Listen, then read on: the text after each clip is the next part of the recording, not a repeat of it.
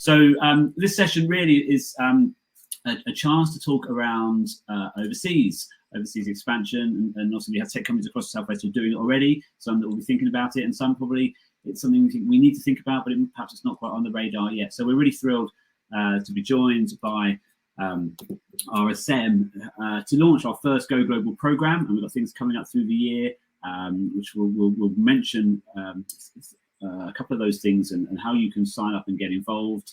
But essentially, the program is working with RSM, working with the Department of International Trade to help you either take those first steps, start to talk about it, start to understand some of the issues, the opportunities. So the program will have guidance and support. There'll be learning workshops. Bristol Tech Festival later in the year, we're going to be doing some various sessions throughout that. One-to-one consultations around where you're at and what you're thinking around about this. We'll be looking at insights. We'll be running a survey across the Southwest around this, case studies, and really through the RSM are kind of helping to drive this, because actually they know a lot more than us. So a lot of these things have been pulled together with RSM in terms of some of the things you need to be thinking around scaling, group structure, mergers and acquisitions, overseas subsidiaries, tax obligations and compliance, all the really super sexy stuff, right? But actually really, really important. Exporting, licensing, partnerships, and talent, actually. And we heard Ash talk about people, and actually behind all of this, and it's a point that RSM have really stressed to us, one of the biggest things is about finding the right people, and how you're going to make this work, because that's a really key part. And our focus for this year is the good old US of A. Love it or loathe it, it's a key market, and we need to understand it and what the opportunities are, and how you take those steps. So that's a kind of whistle stop in terms of the program. And there's a way of registering interest, so you start to get information, start to kind of get involved in activity around that, and we'll share that in the chats in a bit. But first of all, one of the things we thought for this session was, let's just give you a bit of a state of the nation. So Ben and RSM have pulled together some key information around this, and Ben, I can continue to drive the slides in a sort of teamwork fashion, or if you're in this system as well, then that's great, you can. But shall I hand over to you, because I've been talking too much already this morning, and introduce yourself, and then just some of the kind of key things that you're already seeing in the market in terms of overseas. Yeah, of course, Dan, and I'll let you, if you're happy to be my glamorous Debbie McGee, show my age there, that would be really helpful. Look, thank you, everybody. And there's not a huge amount of people in the chat, actually. So if people want to kind of fire in questions, I would suggest, feel free to do so. Dan, perhaps we'll click to the next slide, and I'll try and recall what we're sharing. An introduction. Okay, well, I'll start there. So my name's Ben. I'm a partner in our Bristol office. RSM is a global accounting firm. Here I am. And one of the things that I've certainly specialized in, certainly in the last sort of 3 or 4 years, is working with technology and media businesses. The nature of sort of client RSM tends to be a global business, tends to have a strong footprint in the Southwest. I'm very fortunate to work with some really exciting businesses in the city. I'm also involved in our international industry leadership programs, one of 60 senior analysts who work across the US, Canada, and the UK, driving our thought leadership and thinking about how emergent trends and technology is going to affect our clients, and indeed what kind of key economic factors our clients and contacts would like to know about. So Dan, it'd be good to kind of flip to the next slide. Here's just a quick overview of us. I think key things I would take away about RSM for anyone on this call is we've got over 200 people in our Bristol office. Our Bristol office covers the Southwest and South Wales. We're based just outside Temple Meads, just above Starbucks, and soon to be some other interesting businesses coming in underneath us.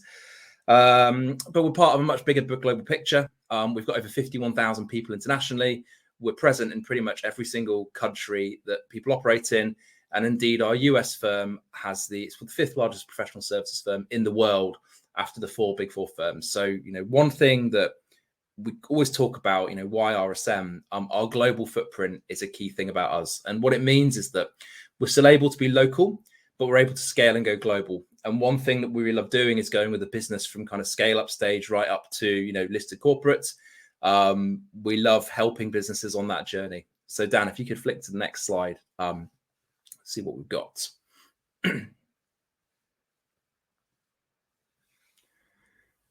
just locked at the moment on my screen.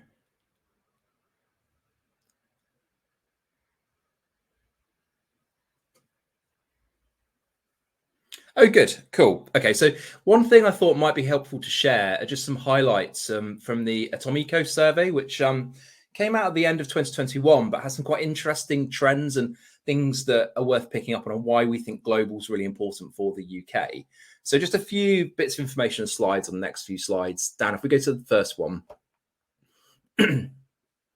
So, this is a kind of summary from the survey about firstly, the UK ecosystem on the left-hand side. So, one headline that lots of people liked was the UK is the only $3 trillion tech economy in the world.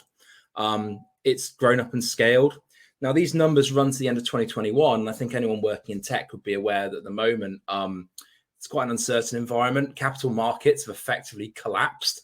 We're seeing that manifest itself with Elon Musk trying to get out of the Twitter deal. I think he's got buyer's remorse on a scale that we could possibly never comprehend unless there are any kind of multi-billionaires on the call here. Sort of really interesting statistic here on the right-hand side as Atomico looked at the number of VC and non-VC backed unicorns. And that was across all of Europe. And they just saw this kind of general upward trend. Within all of this, the UK sits pretty strongly. But one thing that's really nice about the unicorn trend is that almost every single country in Europe has a tech unicorn. So that's really exciting. What it means is that we've got a really nice, strong tech ecosystem in Europe, building towards something that, one day potentially could be as strong as what we have in the United States. But I think we're a few years off that next. Dan, would you mind flicking to the next slide? I really like these charts. I think it just shows where we are in the tech ecosystem. Now, again, I just stress this is 2021 information. 2022 feels very different at the moment. But one thing that's really good about Europe is we have a really strong startup pipeline. You can see it on the left-hand side and kind of how it manifests itself at that kind of sub $5 million investment. Europe has got really nice big share of the pie. You can see the US continues to kind of dominate. And indeed, when we get to all capital invested in tech, it's by far the biggest player. But one thing that's happened over the last 3 years is that European startups have really started to kind of generate capital. In terms of where these kind of rounds are taking place at very high end, 100 million plus rounds, one thing that's really interesting within the European system is that the UK is the leader, but we've got a number of different countries involved here. In the first 9 months of 2021, 68 rounds over 100 million across lots and lots of sectors. So the UK leads the way, followed by Germany and France.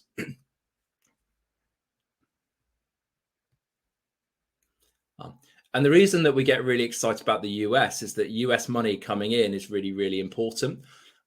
Firstly, 2021 was a record year for American venture capital investment in Europe. US funds love investing in the UK. They like the fact we speak the same language.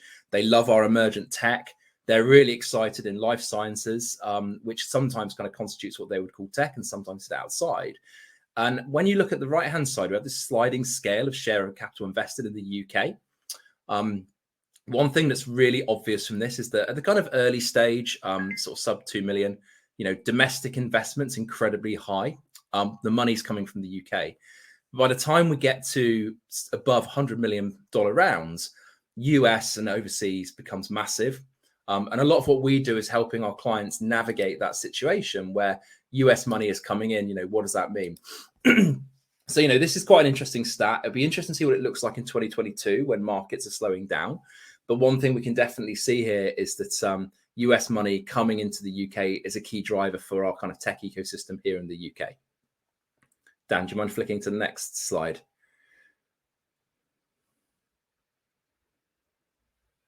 Please. Or should I say Debbie? Yeah, sorry, I'm getting it. The tech is being a little bit. I could spitball it, but I mean, I think the chart itself. Oh, here we go. This is right at the end of the Atomico report. I really like this. They asked venture capital funds, what are you really excited about going forward? And the venture capitalists said, we really like Planet Positive. We love deep tech, fintech. They're very excited about. It's on the left-hand side. So they're saying that this is where promise exists in future investments.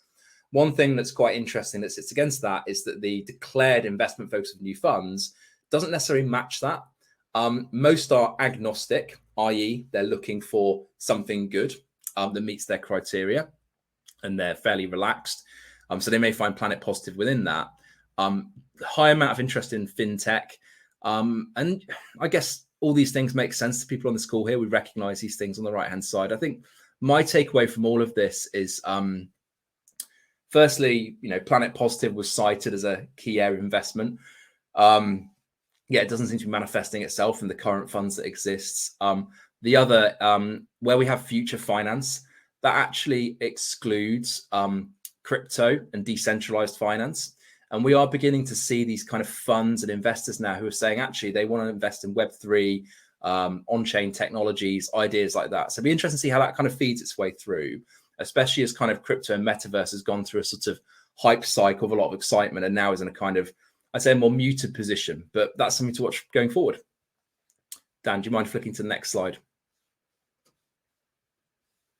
Oh, and it's a thank you. So, the only thing I'll just add, and, we've talked about this before, we look at the startups in the United Kingdom each year.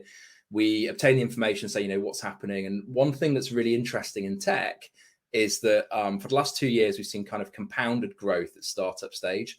What we think that means is there's a really strong ecosystem for tech. We firmly believe as a firm that technology is a key sector. Indeed, it is our biggest sector. And we're really excited to work with Tech Southwest on Go Global because we actually think this is a really important area. And we're just really looking forward to getting involved in this program. Thank you, Ben. And that's brilliant and fascinating to sort of see kind of where we're at and that Europe as a whole compared to the US and really, I guess, really positive signs. And I guess, we're in a funny stage, aren't we, in terms of what's coming, in terms of looking at the data and what's happening. The investment side and confidence is a huge thing in the market and the signals that are coming out. I suppose it's super confusing, isn't it, Dan? This is the challenge because you've got for many rising cost of employment. For example, you look at FTSE 350 tech companies, 10% growth in 2021 across all job functions, and apocryphally, when we talk to our clients, offering for roles in technical roles or sales, 20-30% uplifts. You've got the challenge of big tech saying, actually, we can double salaries, you can work remotely. This is a real challenge. But on the other side of that, we have all these stories coming out of the United States about massive numbers of downsizing. I think Crunchbase, to show the speed of this, we looked at Crunchbase last week. It said 24,000 US tech redundancies. By Monday, it was 21. It's 24 by Monday. We checked it yesterday. It's 28,000. We're on Hopin here. A lot of people have seen what happened to Hopin a couple of days ago. What we are seeing are these kind of two opposing forces. And that makes it quite confusing when you're working in tech at the moment to kind of get a feel for it. So in that kind of environment, so there's two strands, isn't there? There is markets. There is moving into overseas markets with your product, with the service. There's that part of it. Should this be put the brakes on, or if you're already sort of on that road, is because where there is change, there can also be opportunity. What's the thoughts on that first of all before we move into investment?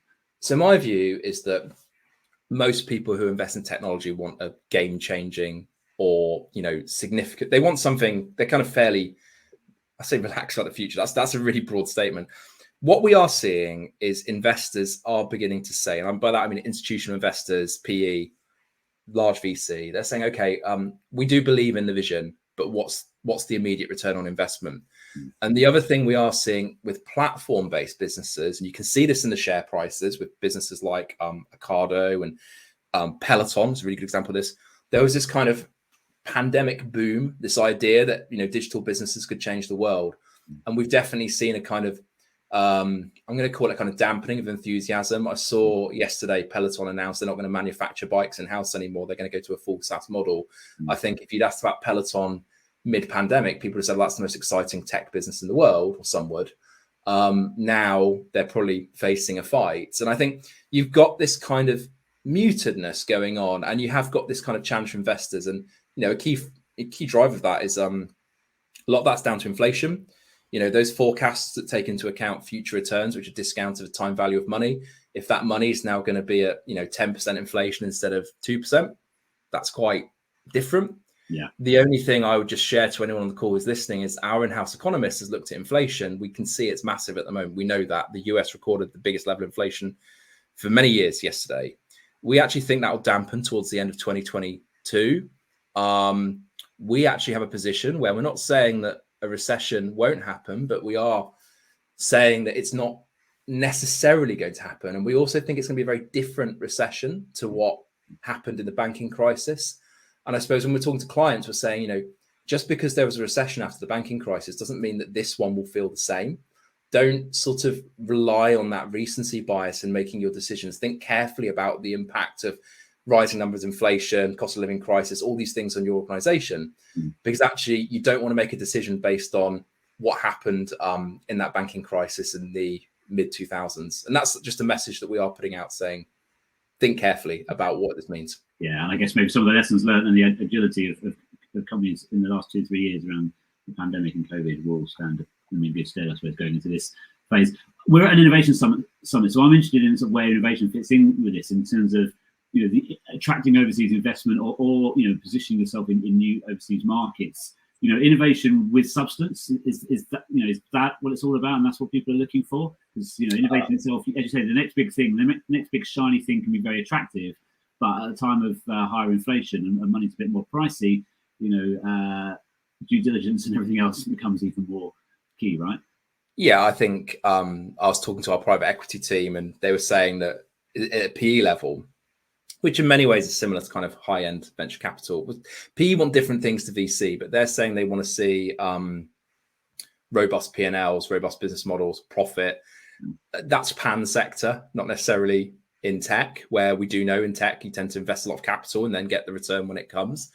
I think good ideas with clear pathways and strong management teams will continue to attract investment. One thing that we're certainly seeing is that those management teams don't just live in one country. I was talking to a business yesterday that are doing something really exciting. And, their team is split across the UK and the US. And that's because that's where their best team sits. The corporate structure they want to put in place is inefficient, but it has to be what it has to be to kind of have the right people. And that's because the investors want to look at that. And there is still money in the US that people want to invest. But I think what people are doing is they're being careful about how they place it. And that's kind of all I can share, Dan. I mean, yeah, cool. And I suppose one of the things, we have an array of different types of tech companies in the Southwest, which is part of the beauty of the ecosystem, really. How early should they be, because, there's compatibility, there's IT systems, there's back end stuff that, should you be building these companies with an eye on actually, this is something we could take this overseas, or actually by building it for scale, thinking, that mindset early on makes it much more attractive to investment, wherever that may lie, I suppose. Yeah, I think there are two forces. The one is people, right? Like one is the world is global. The internet's brought us together. Future technologies create digital worlds, which are kind of, country agnostic, which is a new thing. We're seeing clients react to the challenge saying, okay, well, I really want this world-class developer or this salesperson, but they live in, let's say, France. And then that developer saying, well, I can live here and I can work for you and I can work remotely. I just happen to live in a different country. And that's something which has to be tackled a little bit on a case-by-case basis, because you've got to manage risk when you do that. So I think in composing workforces, I definitely think it's a challenge, and I'd welcome if anyone is happy to share on the chat like what they're seeing. But that's something we're seeing, and it's often, we've just hired 4 people in, let's say, Holland. What does that mean? And then we say, okay, well, to protect risk, protect against tax risk, to protect those people, you should put these structures and these steps in place. In terms of scaling globally, in terms of your back end and your infrastructure, you should be building that with a mind that you can scale it. But when you scale, you've just got to think about how you navigate that different compliance environment, different tax rules, different people rules. You've got to kind of have an ear to that. But I think one of the beauties of most tech businesses, indeed the platforms being developed, is they can be scaled for that future proofing. It's just you can fall into some really silly stuff, right? And it's mad, and it doesn't make any sense to me. I have a client, they're an online, they do, I'm going to say online yoga business, which is a massive simplification of what they do, because it's not just yoga, it's lots and lots of treatments. And one of the challenges they face is that when they turn their platform on and start generating income from overseas users, one of the territories that they were talking about was Russia. But actually, if you turn on Russia at the time, pre-war, Russia was a very difficult jurisdiction to have users in. So one thing we helped them with was saying, okay, well, if you look at your platform, you want us to help people globally, because that's the point, it's a digital yoga business, but maybe don't turn on some territories because they're just going to be too hard for you to handle at this stage. And we put a roadmap in place saying, look, maybe start with, these key territories, which include the US. When you scale to a certain point and the product's successful, you might think about these other territories and how you navigate the complex demands there. And it's that kind of structured approach which really helped them, because from a founder perspective, the founder's view was, I want to create something that helps the world. I don't care where they live. We're all citizens of the universe. And of course, my challenge is to say, well, I understand that, and I do agree with it. And actually, I do agree with it. It's just we need to navigate this in a way where your team doesn't get completely overwhelmed by inquiries from the Russian tax authority about some person that's registered on your platform they've picked up through their own due diligence. Yeah, it's fascinating because companies now, we're all in this global market, whether we like it or not, starting with talent. The tech companies talking to us about losing people to overseas or widening the net. It was Southwest, now it's national, now it's global. So everyone stepped into that well, whether they like it or not, in a way. So it feels like actually getting your head around what is your position, what is your strategy on these different strands around people, around your products and services, around investment. It feels much more to the fore and earlier in the journey for tech companies probably than ever before. Yeah, I mean, exactly. And one thing we wanted to do partnering with you on the program is where people want to ask questions, we want to be there. Does that make sense? We want to be able to answer those questions. And our approach will be to kind of share that general review, as much insight as you can give. When it gets super specific, that's very different. Like, this person needs help, this person needs a visa. That's when we say, well, these are the people you need to talk to, for example. But one thing we want to do as part of the ecosystem in the Southwest, try and give something back, is be involved in this program, let people enroll, and help any organization that is thinking about or beginning to navigate this area. Yeah, it's brilliant. And on this program, just so people know, we'll be sending out a specific email to the attendees today and the wider membership. So, and there's a few key things coming up. One is we want to find out. We want to find stuff out. So RSM have helped us pull together an initial survey where, well, Ben, you can tell us something. We're sort of diving into some of the questions really around people and investment, right, and some of the other areas. Yeah, it's based around, the survey's based around talent, and it's based around markets that people want to go into. Our job is to help people navigate this environment, but I suppose what we'd like to do is make sure we address the key areas. So, for example, if the survey goes out and people say, do you know what, there's a very specific jurisdiction that people are interested in, maybe we can kind of tweak it, pivot, and help. That's what we want to do. And I'll kind of happily say this, it can be expensive when you go global. If you think about it, it's like, oh, I've gone to another country, I need another accountant, I need another tax return, I've got all these people that need payroll. What we can do is help people navigate that and consolidate that to make sure that you don't do it. Because I think if you go global and you don't think about it, you end up incurring lots and lots of cost, and that cost isn't just accounting cost, it's legal cost, regulatory, and we can help people, navigate that by helping structure it before people go forward. Yeah, fantastic. So encourage people to do have a look at that, fill that in. The more information we've got around needs of the tech community, the more we can tailor the program. And then in terms of elements of the program, one of the things I think that we've talked to RSM about is bringing this to life through kind of real examples, real case studies. So that's one of the things we'll be doing. We'll be doing a sort of special podcast program where we want to hear from tech leaders about this in terms of where they're at on the journey. The good and the bad. Sometimes some of the problems can be the most insightful and useful elements of anything like this. So we'll be doing that. And then later in the year, Bristol Tech Festival, the idea is to have a series of workshops, signing up in advance on sort of specific topics, issues, and using that survey to drive that. So we'll be opening that up for bookings in the coming weeks. And the other thing is we almost want to sort of put together the first sort of mini report. If you go and look in terms of what sort of the insight around the Southwest and overseas, be that investment coming in or moving into new markets, there is not much information. So actually, we're teaming up with RSM with some support from Department of International Trade and you guys out there as well to kind of pull together a little mini insight report into this to help us understand where we're at, some of the key lessons, some of the opportunities, some of the resources, those kind of things. And again, I think the more we can tap into the tech community and talk to people about, the real life stuff, we've got some fantastic members who are doing some things, or hearing from them, and RSM are working with people well in this area, so we will pull that together as well. So the link is in the chat. We'll be sending stuff out afterwards. Ben, thanks so much for taking us through that and giving us a bit of let's have a look at some of the data and some of what that kind of tells us, but also turn that into real human language. And I think it continues the theme that the hash started in a way. It's all about people, right? So that is key to that. So thanks, Ben. Thanks, RSM. People can use the link, but don't leave the session. Copy and paste it for later. Stay with us at the Innovation Summit. We're going on to our next workshops now. So click on the sessions area on the left-hand side. Choose your workshop of choice. Everything's been recorded as well, so we're putting things out on the Tech Southwest YouTube channel as well, because people, even with tech, people can only be in one place at one time. So I've been told, unless anyone wants to tell me otherwise. So brilliant. Thanks, Ben. And we'll see you in the other sessions, everyone. Thank you. Great. Thanks, Dan. Thank you, everybody.